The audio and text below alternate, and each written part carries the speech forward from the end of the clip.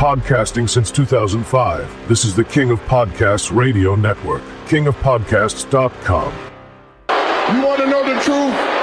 I ain't got no dreams no more. I am the dream. Oh, did you say that? The crowd is turning on him.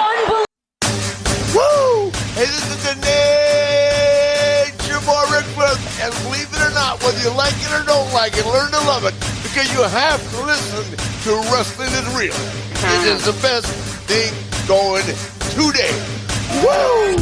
The worldwide leader of podcasting excellence. The King of Podcasts Radio Network proudly presents The Wrestling is Real podcast, because wrestling needs us.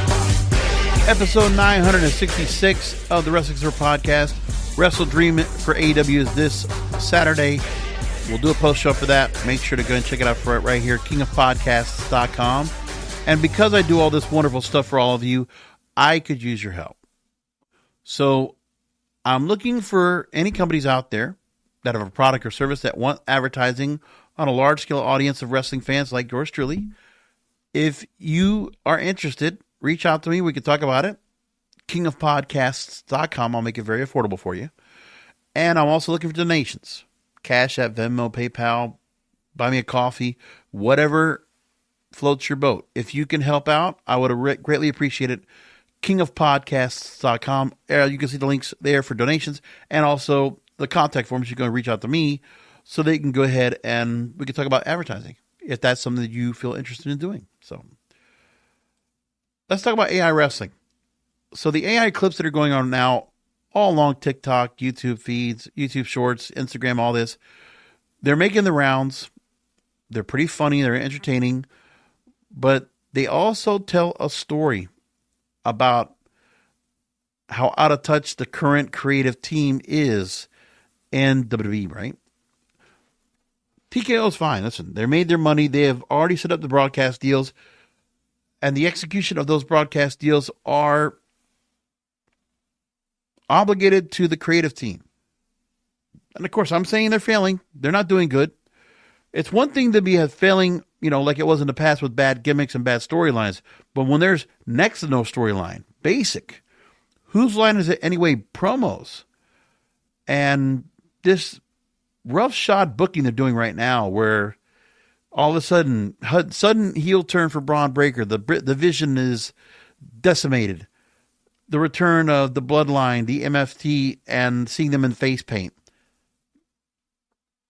And just trying to figure things out. It doesn't make any sense. And there's just not much buzz going on with this product, except for John Cena's retirement tour, which is obviously getting buzz. 60-some thousand people were willing to go ahead and buy tickets if they could get them for his final match. And, much like Ric Flair had Ric Flair's last match pay-per-view, WWE should have done the same thing. Not a Saturday Night's Main Event. That shouldn't have been like that. They should have actually put together a pay-per-view just for John Cena as a tribute to him.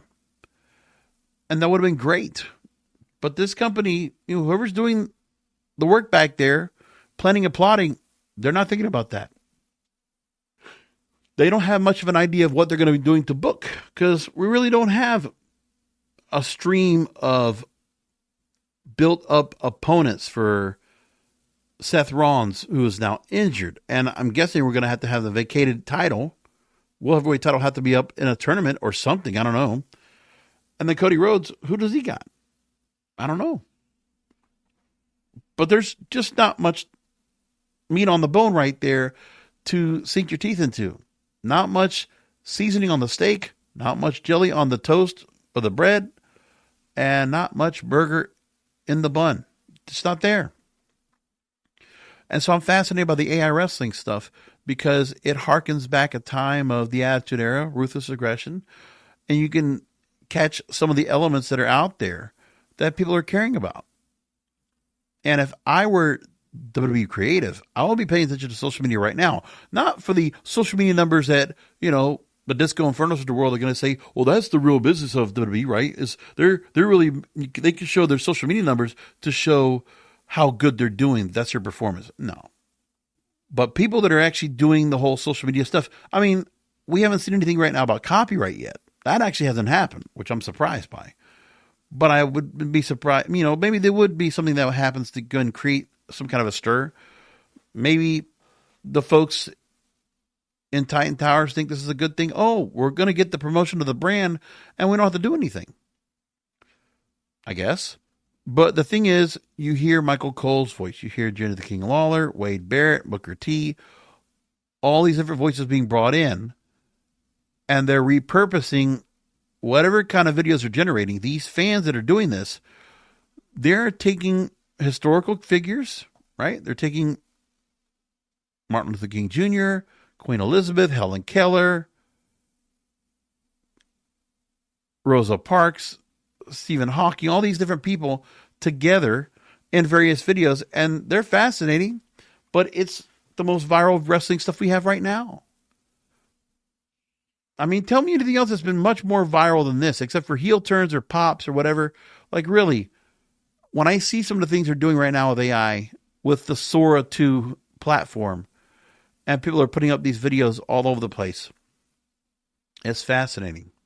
Let me play you a couple of different clips of this kind of stuff going on. We already heard the MLK heel turn.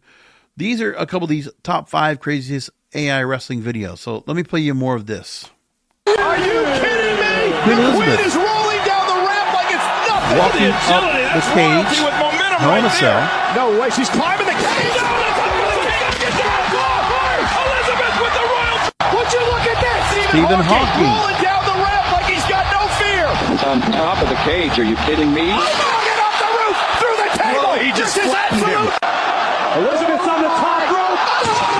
Through the table. She took Einstein out. Albert Einstein being slammed through the announce table by Queen Elizabeth in all her blue splendor. Incredible. But this stuff is like wacky, off the wall. That's the like moves that are excitement and all. And like, we know these people. Look, we know who they are. Historically, we understand the characteristics of these people. They're multidimensional people. They're real people.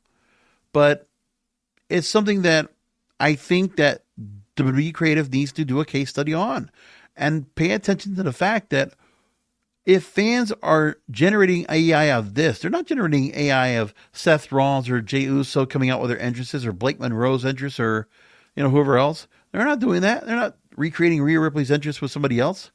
They're doing this stuff. So imitation is the best form of flattery. It's also the best note of what people remember about you or remember what's memorable about what you've done. Okay? There are always certain TV shows that are out there, and wrestling is no different, that there are characteristics that people will remember of why people watch these shows. And WWE has missed the point about it. They are not on the target. They're well off the target right now with what they're doing. More of the AI wrestling videos. Take a listen. The crowd can't believe it. Listen to this reaction. The crippler. And that was Chris Benoit coming into AEW, which got a lot of press. Then you have more things like, oh, I forgot about this. So here's Mr. Rogers and Bob Ross at each other. You hear me, Bob? You can take that paintbrush, shine it up real nice, turn that sumbitch sideways, and stick it straight up your candy ass. Oh. Now, then you have Ronald Reagan against Richard Nixon in a rematch. I'm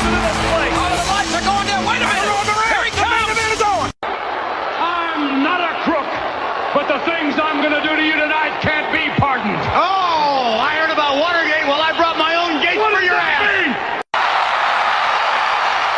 That's right. I tore down the Iron Curtain and brought it here. Nobody's saving you tonight. I'm just saying. Now, the AI is not perfect. The characters don't stay in the right shape all the time, but like still, there's something about what they're doing here and the creativity, the images that are being generated. It tells you what people want to remember about wrestling and what they would watch again if WWE did the right thing about it. But they don't.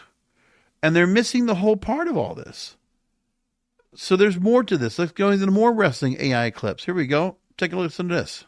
I have come to the conclusion that wrestling is indeed fake. What? No way! Are you hearing this? Did he just say it's fake. He just said it's fake. Oh my God! Makes his way to Monday Night Raw. Across the ring, the Lord of Darkness himself, Satan, ready to ignite chaos. There's the bell. Jesus Stunner. with the wrist lock. Top rope. It shouldn't even be legal. Stephen Hawking is airborne. Oh my Cross word. body for the professor. He wiped out both men. The crowd is losing their mind. Touch a black right here. Let it dance along the edge. I'm just saying. And that last clip was Stephen Hawking on a forklift being thrown into the ring.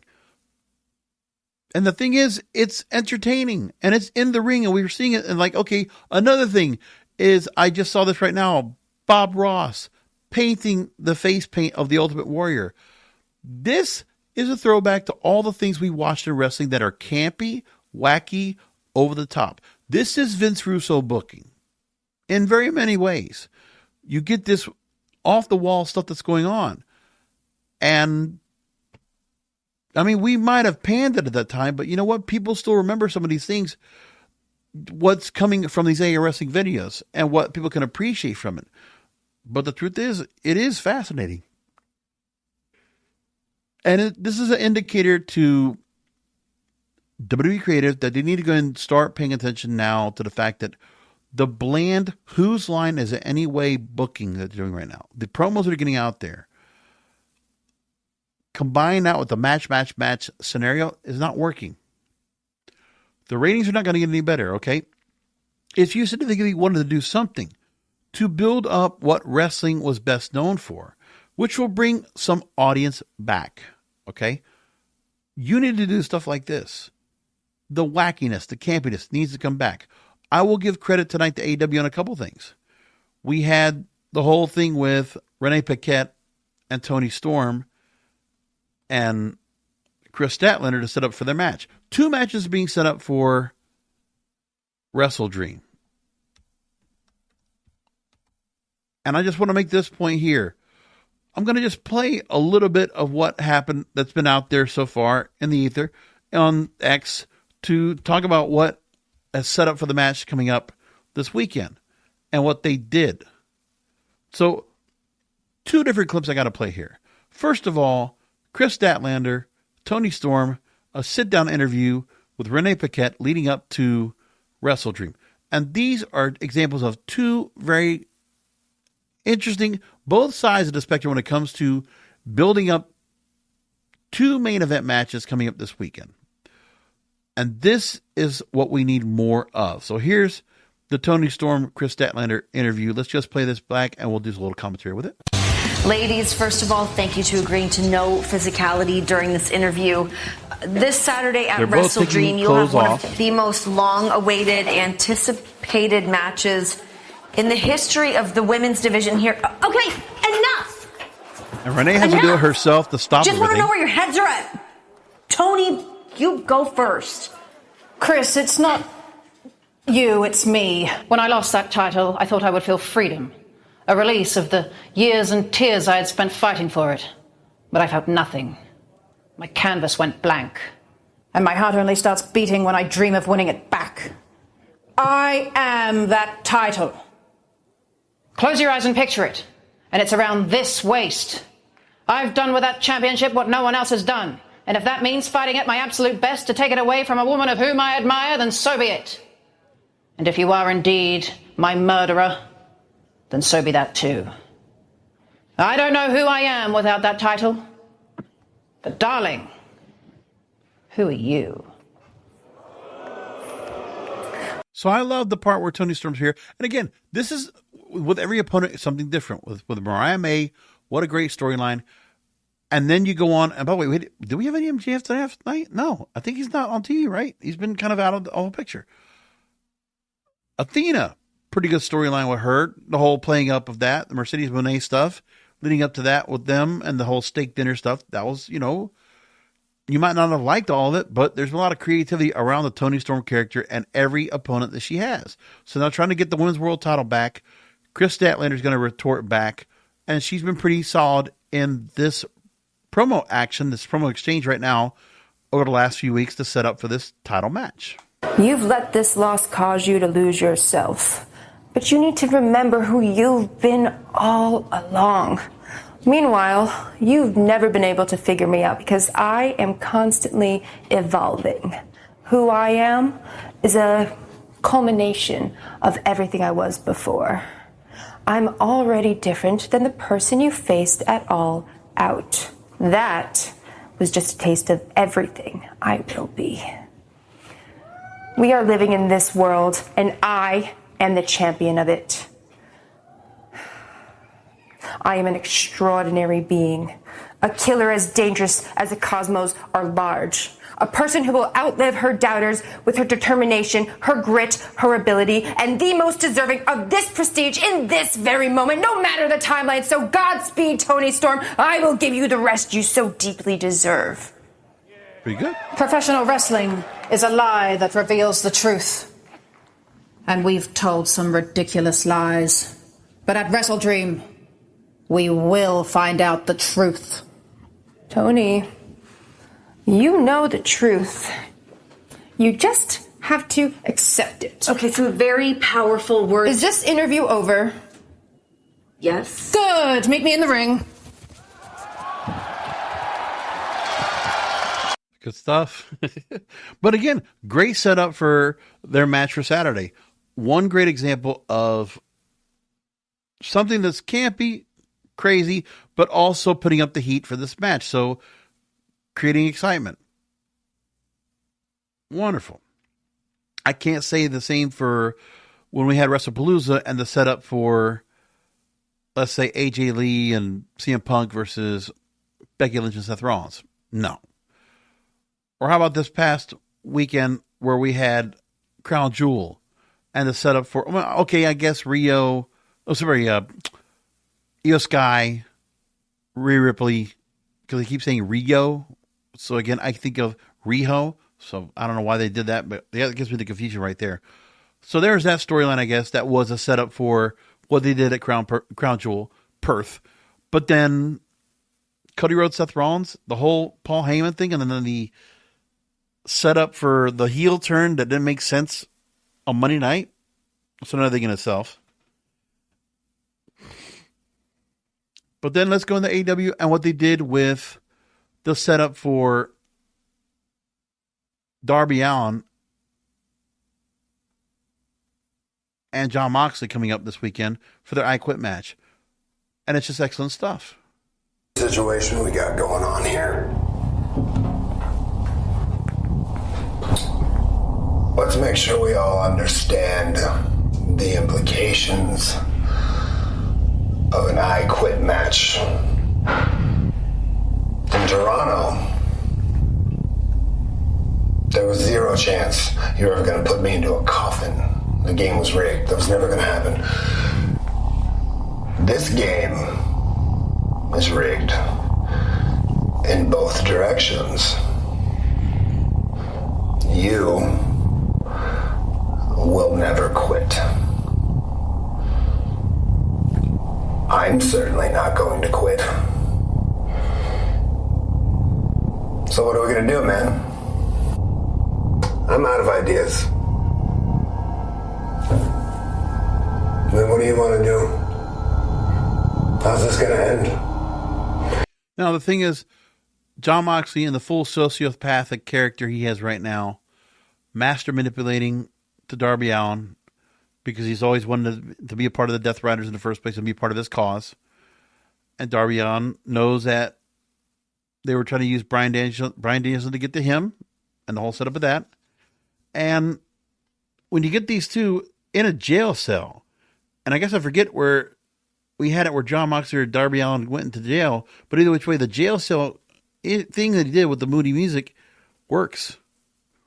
And this level of Jon Moxley being reserved, calm, but very moody, very solemn, it works. And you're building the tension right now for this match because you know that Jon Moxley is completely delusional and Darby Allin has to set him in his place. If you want to be on the right side of history, though, it is never too late. It is, John. I wish I could, but I can't. There's not a day that goes by that I don't think about joining the Death Riders. I understand the cause. understanding what it is you're trying to do. But it's you. It's you I don't respect. This is all about Danielson. I saw what you did to him. Why would I want to go into war with somebody that can stab his brother in the back? And I love the multi-camera shot here. Obviously not multi-camera, but the way they went ahead and changed shots in here. And first of all, when Darby is talking to John Moxley, you're seeing the reflection on the jail cell deal as they're talking to each other. And then you also hear the muffling of the speaker that they're talking into to create the effect. Cinematic. This is the kind of stuff that during COVID, or this is like the stuff that Jeremy Borash was doing with Delete or Decay or Final Deletion. And that kind of stuff we were enjoying. So to bring that back here for this, just to get this match over, is a very big deal. Why would I want to go to war with somebody that finds someone so disposable? Someone they consider family? Brian, we still talking about Brian. I did the best I could for Brian Danielson. This is a war for the future of our sport. And the thing is, now we're finally getting back to the full nucleus, the initial start of this plot, this storyline that of the Death Riders has started. And listen, it's not been executed very well. But we're at this point where Darby Allin's back into the picture. And this works. And I can appreciate that. I'm crumbling down. Might not mean anything to you, Darby. But I have never lied to you. Your opponent at Wrestle Dream was not me. Never has been. It's never the guy standing across the ring from you, no. Every time you go to the ring, every time you climb a mountain, every time you jump your skateboard off the top of a building or off a bridge or set yourself on fire and shoot yourself out of a cannon, you're fighting ghosts, spirits, demons of the past, whatever it is.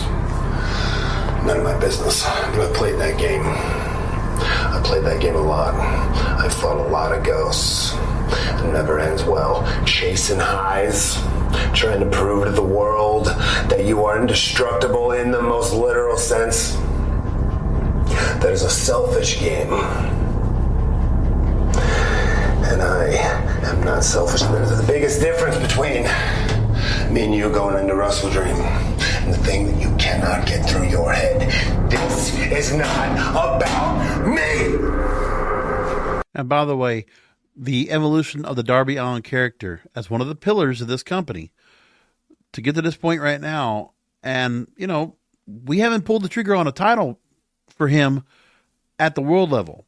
World title has not been to him. TNT title, yes, Craig. And also the tag team titles, but not the world heavyweight title. And, or it'll be world title. Obviously I won't say heavyweight, but either which way, to get to that point, John Moxley right now is helping to go and build that talent to get to this point. Even more so than what CM Punk did when he was in AEW. So I can appreciate what they're doing here. But then a very good move here where the inclusion of Pac that just joined back and now is part of the Death Riders makes the biggest difference here. And it's some of the work that's been best for Pac right now to be in this role. It's been very good so far.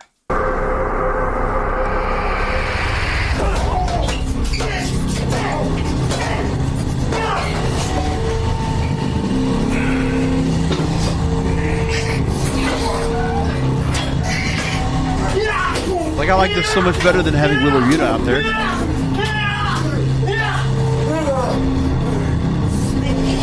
And the shooting of this and how violent it got is very good.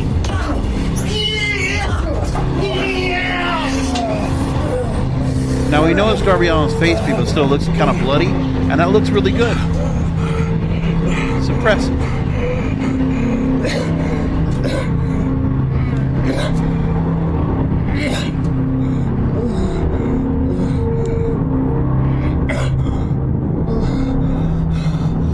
Leaving him at a state where he might say, I quit, in the same way when he gets to the match.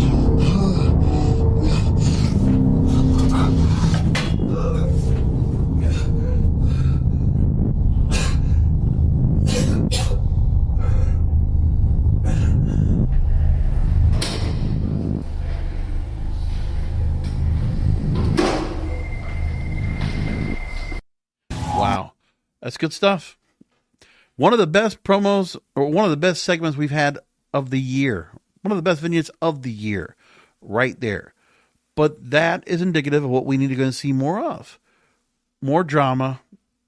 More emotional. Just something that is scripted. That is brought into a storyline. And maybe it wasn't completely scripted, but they all know what their characters are. There's a storyline that's been fleshed out throughout over a year. Now we're going to get to this point. So that's good stuff all together. And I like that. And I hope we get more of that all together. But then the question you have to ask is, why are we at this point? What is the mindset of those in WWE right now that are instrumental into how the mindset is in that place right now with all the former wrestlers that are part of this, that are now getting to be part of this system to influence who is going to be performing better and who is not. Now, Booker T, obviously, in NXT, doing commentary, obviously still has some say as to what's going on because his also the WEID program, which went through a purge, by the way. That's incredible. That you have folks like Ridge Holland getting tossed by the wayside, and Kylie Ray tossed by the wayside because she got pregnant. Things like that.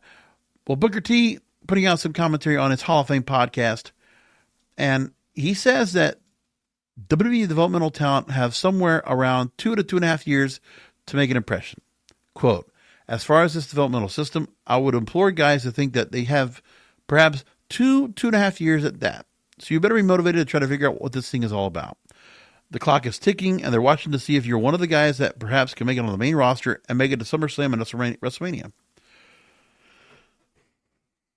Okay, but when I look at the current roster, is there anybody right now that looks like they would actually make it onto the main roster? I mean, Tony D'Angelo, by the way, somebody makes a point here on X, has been in development for about 8 years now. Never been pulled up. Wes Lee being released. And Wes Lee, according to Booker T, says he's a guy that's highly, highly talented. This is delusion right here. Listen, Wes Lee is a guy that I would have thought would have been safe, but I think also what this thing is all about, NXT being a developmental system. It's not, because Wes Lee was not a developmental talent. You can think like that or not. Wes Lee's been there for what, 5 years? When you've been in the developmental system 5 years and you're not looked upon as being someone that's going to make it on the main roster, you can be one of the guys that's going to get cut. I really feel like this guy, his talent was extraordinary. One of the best North American champions in NXT, if not the best. A guy who could go out there and fight, and then he could fly and do all that stuff too. Of course, there's a place for Wes Lee. Of course, he could go to TNA. He was there, Booker. Just like you were there. Of course, AW would pick a guy up just like that because he's very, very highly talented. Wes Lee, I never understand why he went to NXT except for the fact that he was wanting to be in WWE in that system. Okay, well, he got to be in there for 5 years. But I never thought he was going to be a fit there. I always thought that, you could have done something where you could do more outside of the tag team aspect with the Rascals. Absolutely. And he did. So, but the thing is that WWE, with a guy like Desmond Xavier, now Wes Lee, if you don't do something to build up the character of him, okay, it's just like anybody else they've had. Look at Ricochet right now and the thing he's doing right now with Gates of Agony. He has a fleshed out character. He's got the laugh. He's got the glasses. He's got this maniacal kind of feel to him. The heel turn he's been portraying right now has been very multidimensional. You got something more about him as a character, which is good. But the company never looked at him that way anyway. They thought like he was Superman, so we'll just make him look like a Superman character. But that was it. With Wes Lee, what did they do with Wes Lee? They did nothing to make him look anything different at all. Wes Lee was just changed name and nothing else. And I guess in the NXT realm, there is no thought that every star that's in there is developmental talent. So you're telling me that Ricky Saints or Ethan Page or Blake Monroe are all developmental talent, or Jordan Grace. Those are 4 bona fide names that have worked in other wrestling. By the way, except for Ricky Saints, you got a lot of TNA talent right there. What they are going through right now is the glass ceiling. they're not going to just get to be put up onto that main roster because nobody does. I mean, even for LA Knight, he didn't make the transition from TNA or Impact Wrestling to WWE. No. He had to go into NXT. But there was something about him that resonated. And I was surprised they actually even brought him up. But they did call him up. But he's also an older talent. And, the way he could talk sounded like the Rocker Stone Cold. That worked. And it resonated well. And he's living it up there. Good for him. But then there's also other stars that were teenage stars that, they left WWE. They were in the whole system there for a long time. Bobby Lashley, Drew McIntyre, Cody Rhodes. They left, made a name for themselves, chip on their shoulder, came back to do more. Pretty incredible. And so you look at what they're doing now with developmental, and it's like, it's not helping. Nothing like that at all. It's pretty bad. So now let's move along into WWE itself and talk more about what they've been doing now in storyline and how people are defending it. So one person defending it on X says, what the F is going on with WWE? It feels like a whole different company after WrestlePalooza. SmackDown was good. Crown Jewel was great. Now this ending the Raw was effing incredible. And what are we talking about as the effing incredible, this person would say? It's Seth Rollins for the pop getting turned on by Braun Breaker. Let's play that real quick. Wait a minute! Oh my God! Breaker just speared Rollins!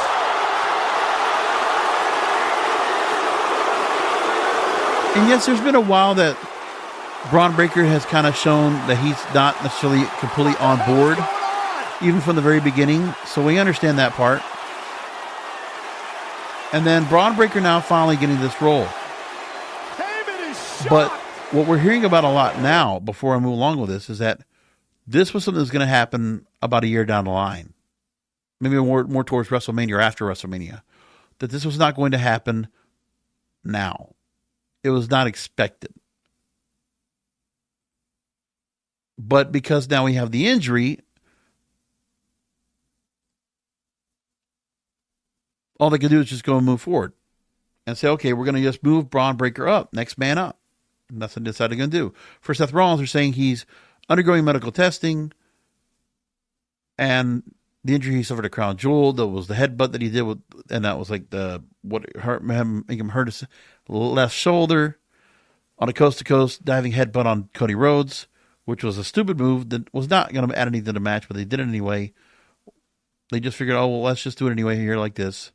And that was it. So Cody Rhodes, so we see Braun Breaker now gets changed. By the way, I see Scott Steiner actually talking about, I wish where Braun Breaker would step away from Paul Heyman and let his uncle do the work for him. Look at what Scott Steiner puts on here when he sees what's going on with Braun. Here he says, you take Seth Rollins, a so-called visionary, and you put him in a ring with Braun Breaker, a genetic freak. But what Seth didn't calculate was the betrayal quotient. Now let's do the math. Seth he thought he had a 100% chance of survival with Braun at his side. But what he didn't know is that Braun's got 66 2/3 loyalty when you factor in family bloodlines, and the other 33 1/3 is pure rage. So now Seth's sitting there asking why. I'll tell you why. Because Braun Breaker's not here to play backup. He's here to take over. He's a dog-faced destroyer, and now the leash is off. So, Seth, you took your eye off the math. You have 141.2/3 chance of getting betrayed. So now you're just another statistic in the Steiner equation of pain. Love it. And there is no reason why Scott Steiner should not be out there representing Braun Breaker. And honestly, because of this heel turn, we should get Braun Steiner and just change the name already. Let's just get it done. That would be more interesting to me. According to the Fightful Select, they said the Vision's attack on Seth Rollins was hinted as a heavy creative pivot, and that the Braun Breaker split wasn't originally planned or in the cards until next year. I don't even think they were going to even pull the trigger on the Braun Breaker turn or to start putting him in the main event level. I didn't expect it. And by the way, Bronson Reed now looks like an afterthought. Braun Breaker should have just left the division altogether. I don't like this anymore yet. Just because Seth Rollins is going away.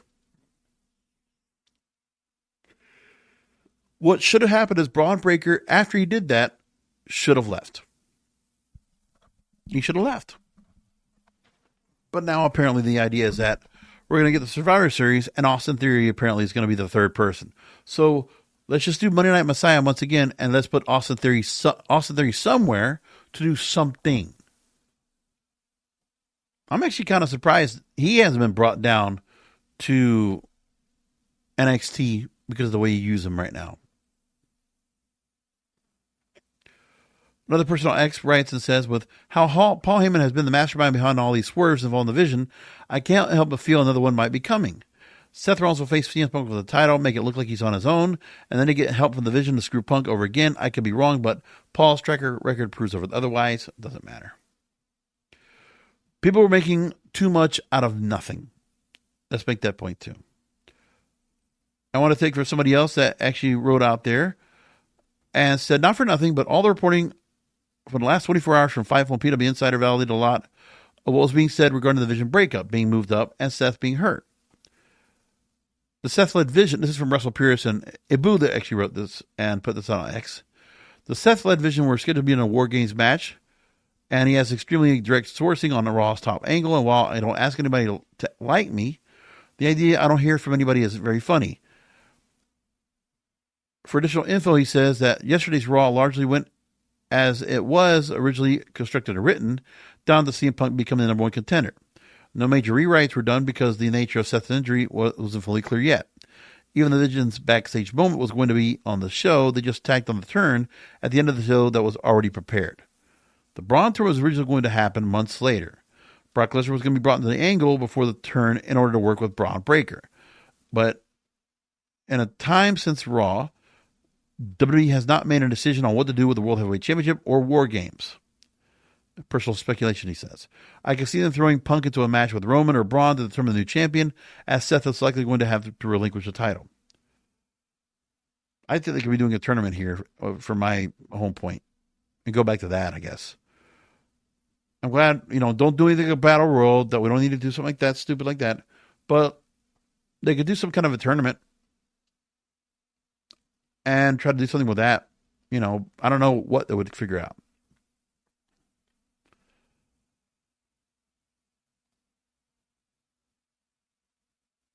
But it's the level of how they have to do things right now just to get somewhere with the talent. If we could just look back at a few things here from a while ago. You go back and look at the roster of NXT going back, and Braun Breaker was there making his way in 2021, part of the Rainbow brand, right? So you had him there 4 years ago. Bronson Reed also down there 4 years ago. But then he also left and then came back. And you think about stars they've had down there just since 2021. Okay? And you look at some of the NXT stars they had down there and what they were doing with them.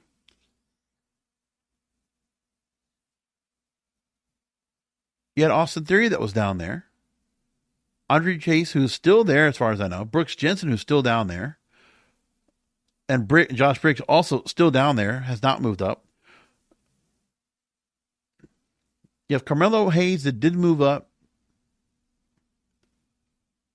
Corey Jade that never made it up the ladder.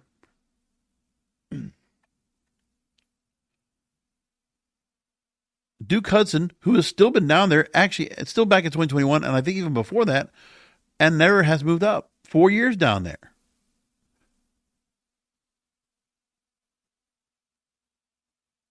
Fallon Henley's been down there since 2021. So this whole idea of developmental talent, no, we just have people that are just stuck down there just to be stuck down there. I mean, you've had a couple stars that have moved their way up to the main roster through YS6, through American Made, things like that. Lash Legend is still down there 4 years later. And the most important thing is that they had talent down there. Tony D'Angelo was down there as well, right? And you just think about the stars, and also Trick Williams, by the way, who was also down there for a long time and still has not been moved up. My thing is they have stars down there that they're going to start moving up and doing something with, but there's a lot of squandering of talent down there. And there is no set idea as to when they want to bring somebody up to the main roster. It's favoritism. And for whatever reason, there are some stars that get to just stay around, and that's it. And there's nothing more with them. But they're so stuck there behind, waiting to do something more. And it's a shame for that, but that's where they are.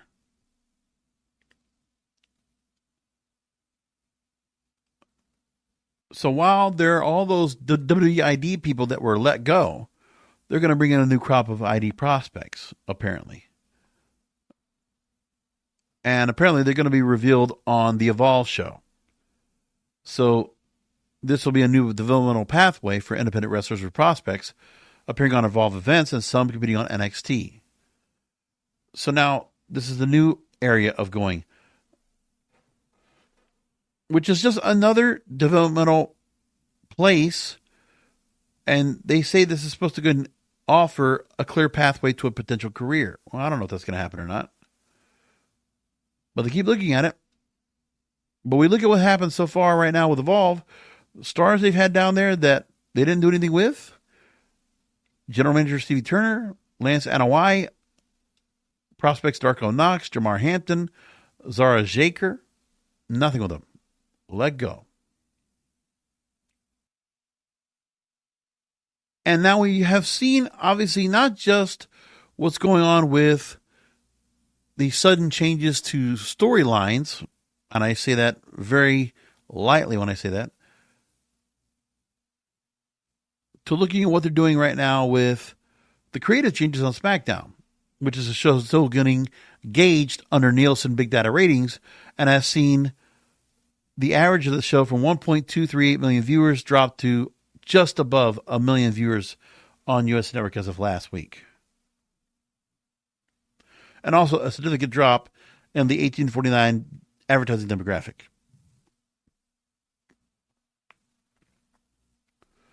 So Bleacher Report actually put out a story about this, Mike Chiari, and I want to just take a couple of points that you made a point here about why creative is struggling right now, but the criticism is out there.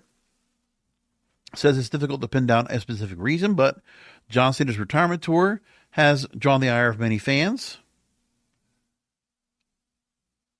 which was going to be the storyline that was going to carry the whole year.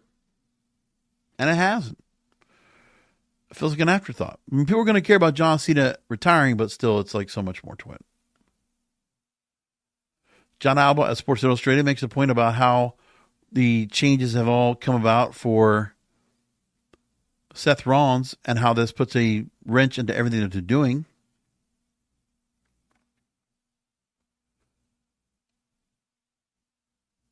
Dave Meltzer, Wrestling Observer newsletter, also believes this is going to be legitimate and that the World Heavyweight Champion will be undergoing shoulder surgery imminently and will be out for several months. And that creative plans rolling with the WrestleMania may be in for a major overhaul.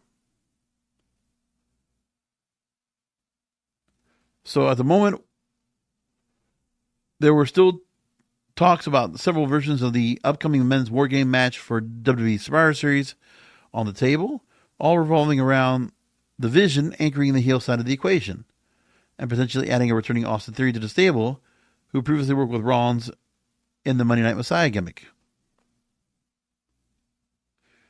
And then Meltzer reported that Rollins' injury prospects necessitated the creative team to pull an early trigger on Braun Breaker, Bronson Reed, and Paul Heyman, turning on the world champion, with Angle going down on Raw to write Rollins off TV. And in addition to the big angle with Breaker, Reed, Heyman, and Raw, CM Punk was crowned number one contender for the World Heavyweight title, and Meltzer explained that the plan was for Punk and Rollins to main event Saturday night's main event on November 1st in Utah, with the belt on the line. And this would lead to the War Games match at Survivor Series with Rollins serving as the heel team captain in the cage.